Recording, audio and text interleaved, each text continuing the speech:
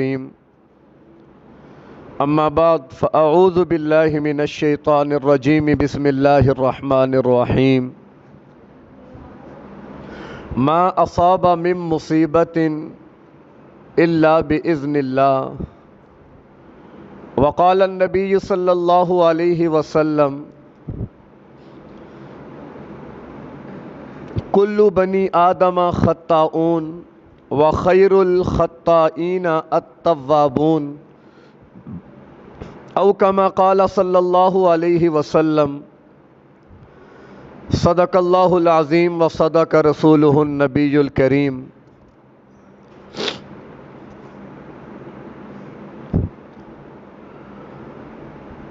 آج کا دور روح اور جسم کی باہمی کشمکش کا دور ہے، چونکہ انسان جیتا جاگتا کہ جس کو زندہ انسان کہا جاتا ہے وہ دو چیزوں سے مرکب ہے، ایک ہے روح اور ایک ہے جسم۔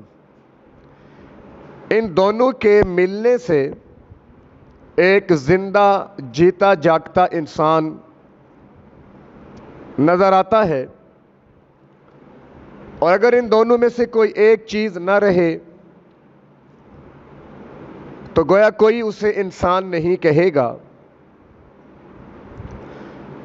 چونکہ یہ دونوں مل کر انسان بنے ہیں تو ان دونوں کے تقاضے مختلف ہیں، ان دونوں کی ضروریات مختلف ہیں، ان کی غذا مختلف ہے۔ جسم مٹی سے بنا جبکہ روح یہ اللہ کا امر ہے۔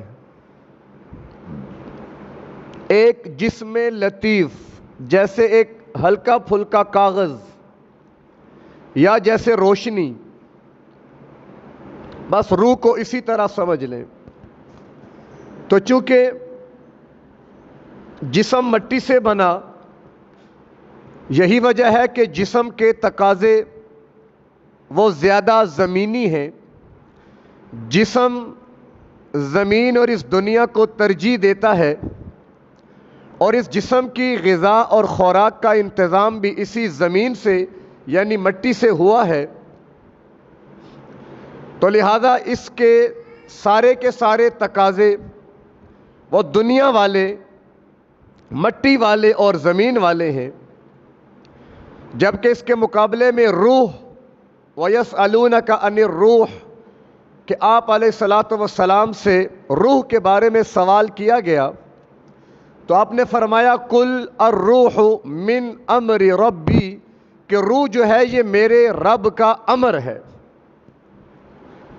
تو امر اللہ کا اوپر سے آیا، روح بھی اوپر سے آئی، تو روح کے تقاضے، روح کی غذا، روح کی ضروریات کا تعلق اوپر سے ہے۔ مثال کے طور پر جسم ہے، اس کو طاقت کی ضرورت، تو اناج اور پھل فروٹ مٹی سے نکلا، اس کو غذا کی ضرورت، کھیت کھلیان مٹی سے نکلا۔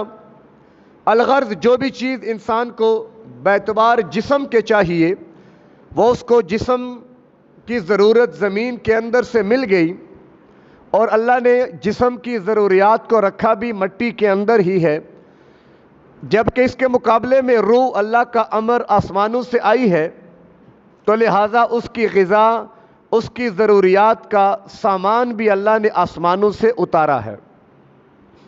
اب آسمانوں سے جو چیز اترتی ہے وہ دین ہے، وہ شریعت ہے، اللہ کے احکامات ہیں، وحی ہے، قرآن ہے، اللہ کے نبی علیہ الصلاۃ والسلام کے فرامین یعنی احادیث مبارکہ ہیں، تو یہ ساری چیزیں آسمان سے آئی ہیں۔ اب جیسے جسم کو غذا چاہیے، نہیں ملے گی جسم بیمار ہوگا، اگر علاج نہ کیا گیا تو ہلاکت بھی ہو سکتی ہے، ایسے ہی روح کو بھی غذا چاہیے، اگر روح کی غذا کا انتظام اور اہتمام نہ کیا گیا تو یقیناً جیسے جسم کو غذا نہ ملے بالآخر موت اور ہلاکت اس کا مقدر بنتی ہے، اسی طرح اگر روح کو اس کی غذا اور اس کی ضروریات نہ دی جائیں تو روح بھی بیمار ہوتی ہے کہ اور اس کی بھی انتہا جا کر ہلاکت پہ ہوتی ہے۔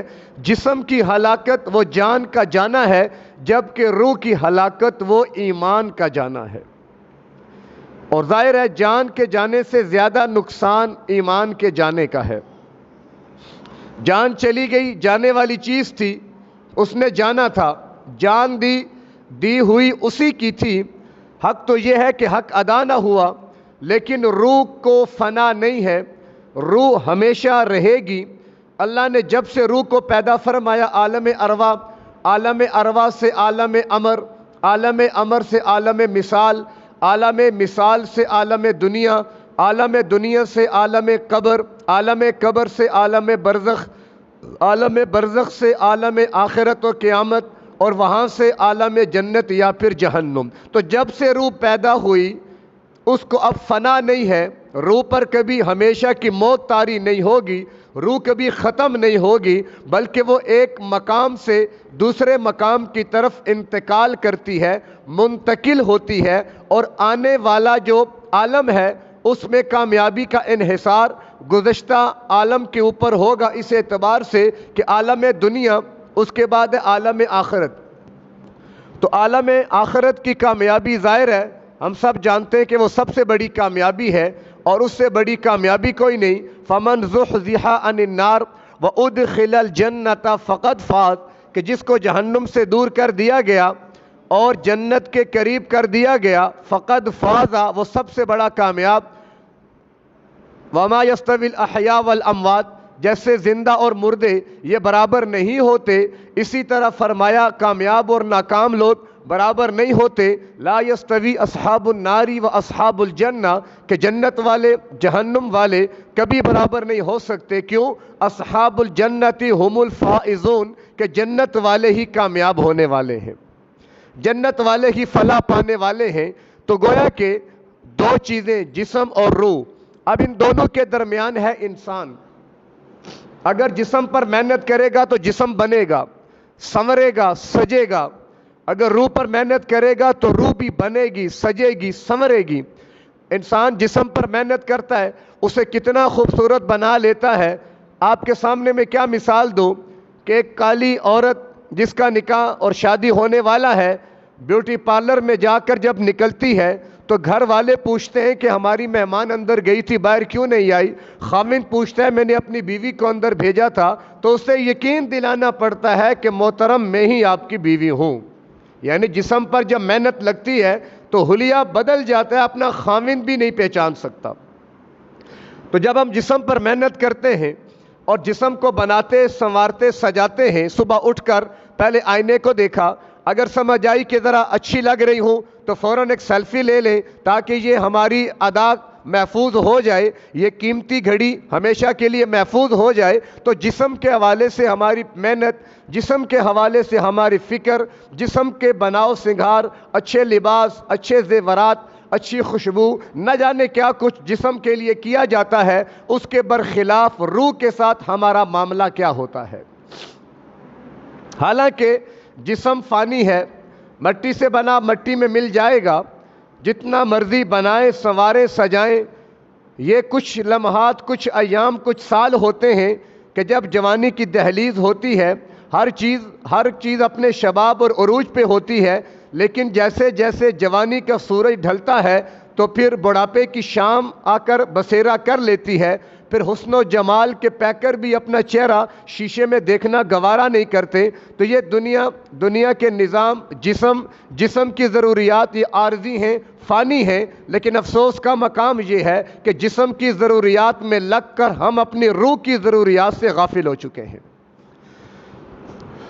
جسم نے جب بھی غذا مانگی، جس طرح کی غذا مانگی، ہم نے پورا اہتمام کیا، اس کے لیے پوری کوشش کی، تگ و دو کی، لیکن جب روح نے غذا مانگی تو کیا ہم نے روح کی غذا کا اہتمام کیا؟ کیا ہم نے روحانی سکون کا کچھ سوچا؟ کیا روحانیت کے حوالے سے ہم نے غور و فکر کیا؟ مثال کے طور پر روح کی غذا ہے نماز کا معاملہ، یا میرا نماز سے تعلق کس نوعیت کا ہے؟ میری روح زندہ رہے گی نماز کے ذریعے، رکوع کے ذریعے، سجدوں کے ذریعے، ذکر تسبیحات کے ذریعے، تلاوت کے ذریعے کیا میں اپنی روح کی یہ ساری ضروریات پوری کر رہا ہوں یا کر رہی ہوں؟ کیا میری روح یہ غذا پا رہی ہے؟ اس کو نماز کی غذا مل رہی ہے، ذکر تلاوت کی غذا مل رہی ہے، اللہ کی رضا اور اس کے اعمال صدقہ خیرات یہ ساری خیر کی چیزیں اسے مل رہی ہیں، یہ غذائیں روح کی۔ جب یہ ساری غذائیں روح کو ملتی ہیں تو پھر روح کی پرواز بلند ہوتی ہے۔ کتنی بلند ہوتی ہے؟ ایک صحابی بڑا لمبا سفر کر کے گھر پہنچے، رات کی تنہائی، گھر والے انتظار میں، ایک کمرے میں، کوئی رکاوٹ نہیں، کوئی حجاب نہیں۔ بیوی سے کہا 2 منٹ بیٹھو، میں 2 رکعت نفل پڑھ لوں، پھر مل کے بیٹھیں گے، باتیں کریں گے۔ اب اس نے 2 رکعت نماز نفل کی نیت کر کے نماز کو شروع کیا، پڑھنے لگا۔ ادھر بلال نے فجر کی اذان دی، ادھر ان کی نماز مکمل ہوتی ہے۔ جب بیوی پر نگاہ پڑی تو بیوی غصے میں کہ رات بھر مجھے جگائے رکھا، مجھے بٹھائے رکھا، کیا میرا تجھ پہ حق نہیں تھا؟ تجھے کیا ہوا؟ تو بھول کیوں گیا؟ تو نے کہا میں 2 رکعت نماز مختصر پڑھتا ہوں اور تجھ سے بیٹھ کے بات کرتا ہوں، لیکن تو بھول ہی گیا۔ وہ خاوند کہنے لگا مجھے معاف کر دینا، میں واقعی بھول گیا۔ اور اللہ کے بندے کیسے بھول گئے؟ کہا جب میں نے کہا اللہ اکبر تو اللہ نے جنت میری آنکھوں کے سامنے کر دی۔ ساری رات جنت کی سیر کرتا رہا، ساری رات جنت کے محلات میں گھومتا رہا، جنت کے میوجات، پھل، کھیت کھلیانوں میں لگا رہا، پتہ ہی نہیں چلا۔ جب بلال کی آواز کانوں میں آئی تو میں نے اپنی نماز کو مکمل کیا۔ یہ ہے روحانی سفر کہ جب انسان کا روحانی تعلق اپنے رب کے ساتھ بن جاتا ہے تو پھر وہ دنیا میں رہتے ہوئے اللہ کی جنت کا دیدار کرتا ہے۔ لیکن آج ہماری ترجیحات بدل چکی ہیں۔ ہم جسم کی راحت اور آرام اور سکون کا خیال تو رکھتے ہیں، لیکن روح کے آرام کا، سکون کا خیال نہیں رکھتے، جس کی وجہ سے روحانی طور پر ہم لوگ اتنے کمزور ہو چکے ہیں کہ یہ عذاب جو آج ہم پر آیا ہوا ہے، جس نے پوری مملکت کو اپنی لپیٹ میں لیا ہوا ہے، ان تمام احوال اور حالات کو دیکھ کر بھی میرے گھر میں گانا بند نہیں ہوا، میرے گھر میں ٹیلی ویژن بند نہیں ہوا، میں نے نماز کی پابندی نہیں کی، میں نے ذکر تلاوت کا اہتمام نہیں کیا، یعنی روح اتنی بیمار ہے، اتنی کمزور ہے کہ اس قسم کے حالات دیکھ کر بھی وہ خوف نہیں کھا رہی، ہدایت کے راستے پر نہیں آ رہی۔ تو سوچیں، تصور کریں کہ پھر کیا معاملہ ہے یہ؟ وہ ہے کہ روحانی طور پہ ہمارا معاملہ ہی بدل چکا ہے۔ لوگوں نے جسم کو بچانے کے لیے کیا کچھ نہیں کیا، لیکن روح کو بچانے کی کوئی فکر نہ کی۔ آج اس کا نقصان پوری امت دیکھ رہی ہے۔ تو بات کرنے کا مقصد یہ ہے کہ ہم نے روح پر محنت کرنی ہے، روح کی غذا کا اہتمام کرنا ہے، روح کو اس کی غذا پہنچانی ہے، اور روح کی بہترین غذا اعمال صالحہ والباقیات الصالحات، نیک اعمال، اچھے اعمال، یہ اعمال صالحہ روح کی غذا ہے۔ جتنے اعمال اچھے ہوں گے، نیک اعمال کی طرف رغبت ہوگی، اتنا خالق کائنات کا رتبہ، ان کا درجہ، ان کا مقام، ان کا قرب نصیب ہو جائے گا۔ لیکن اگر ہم اس رخ پر نہ آئے اور جسم پر ہی محنت کرتے رہے جس نے مٹی میں مٹی ہو جانا ہے، حالانکہ محنت اس روح پہ کرنی چاہیے تھی جس نے اللہ سے ملاقات کرنے کے لیے جانا ہے۔ جسم تو خاک ہو جائے گا، ہم نے مانا کہ تغافل نہ کرو گے، لیکن خاک ہو جائیں گے ہم تم کو خبر ہونے تک۔ جسم تو خاک ہو جائے گا، روح اللہ سے ملاقات کے لیے جائے گی۔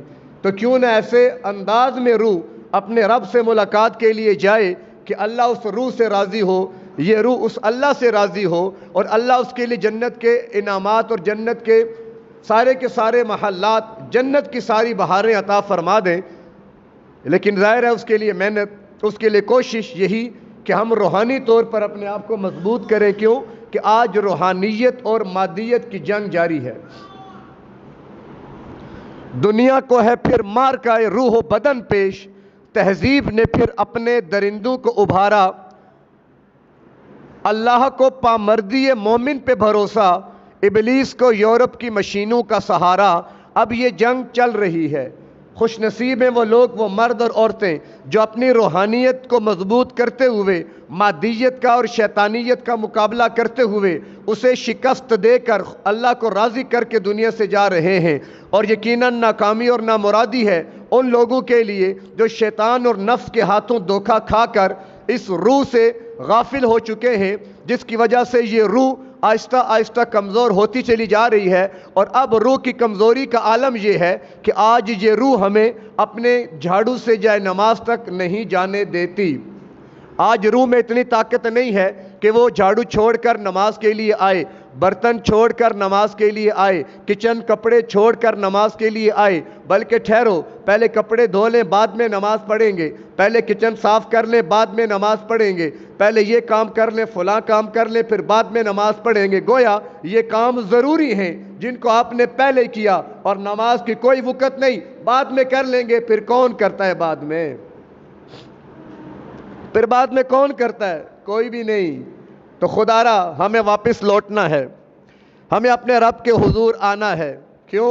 آج میری اور آپ کی، اور خاص طور پر پاکستان والوں کی کیفیت وہ ہے جو کہ حضرت یونس علیہ السلام کی مچھلی کے پیٹ میں تھی، کہ یونس علیہ السلام جب مچھلی کے پیٹ میں آ گئے تو ان کو پھر ایک ہی بات سمجھ میں آئی کہ نہ یہاں کوئی مجھے دیکھنے والا سوائے اللہ کے، نہ کوئی میری بات سننے والا سوائے اللہ کے، نہ میرا حاجت روا یہاں سوائے اللہ کے، نہ میرا مشکل کشا یہاں سوائے اللہ کے۔ لہٰذا یونس علیہ السلام اپنا آپ اللہ کے حضور جھکا دیتے ہیں، خود کو اللہ کے حضور پیش کر دیتے ہیں۔ لا الہ الا انت، اے اللہ تیرے سوا معبود کوئی نہیں، انی کنت من الظالمین، ظالم تو میں تھا، حد سے میں بڑھ گیا، نقصان تو میں نے کیا۔ تو گویا پھر کیا ہوتا ہے؟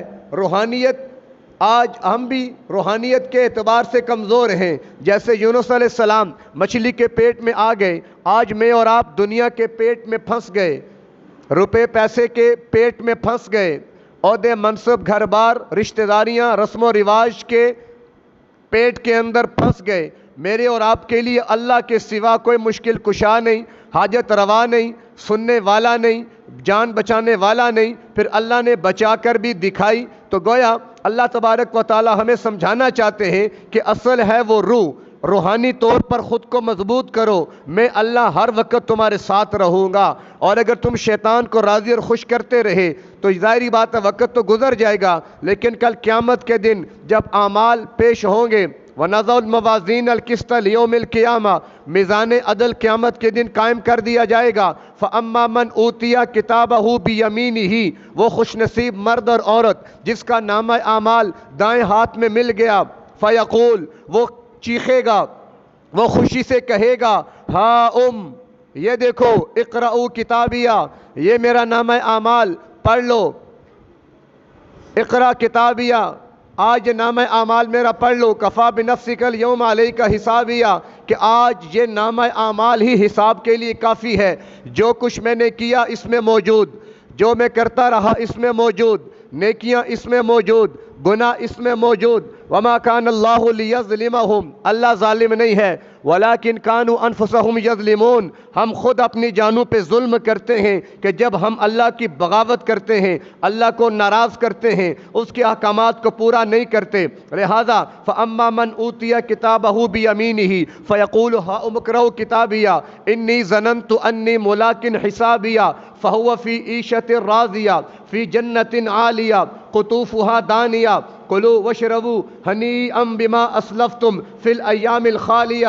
یہ دیکھو نامہ اعمال دائیں ہاتھ میں آ گیا، مجھے معلوم تھا اپنے اعمال کو میں نے دیکھنا ہے، نامہ اعمال میرے ہاتھ میں آنا ہے۔ انی ظننت، میں جانتا تھا، انی ملاق حسابیہ، کہ اپنے حساب کا سامنا کرنا پڑے گا۔ فہو فی عیشۃ راضیہ، لیکن خوش قسمتی، کامیاب ہو گیا، پاس ہو گیا، اعمال کر کے آیا۔